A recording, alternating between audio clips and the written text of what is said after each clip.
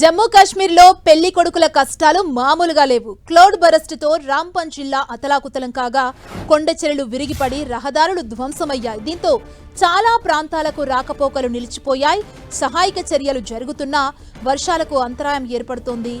ఇప్పటికే వందలాది మంది నిరాశ్రయులయ్యారు. అయితే ఇదే సమయంలో అక్కడ పెళ్లి ముహూర్తాలు ఉండడం పెళ్లి కొడుకులకు కష్టాలు తెచ్చిపెట్టింది.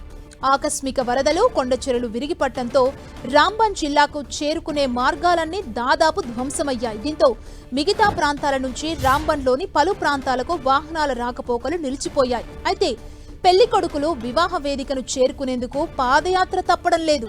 కిలోమీటర్ల దూరం ఉన్నా నడుచుకుంటూనే వెళ్లి పెళ్లి మండపానికి చేరుకుంటున్నారు. వరుడితో పాటు ఆయన కుటుంబ సభ్యులు కూడా ఈ నడక వారికి తప్పడం లేదు. ముహూర్తం మిస్ అయితే మళ్ళీ ఎప్పుడుంటుందో అనే ఆందోళనతో ప్రకృతి విపత్తులోనే నడుచుకుంటూ కిలోమీటర్లు వెళ్లి మరీ పెళ్లి చేసుకుంటున్నారు అక్కడి యువకులు.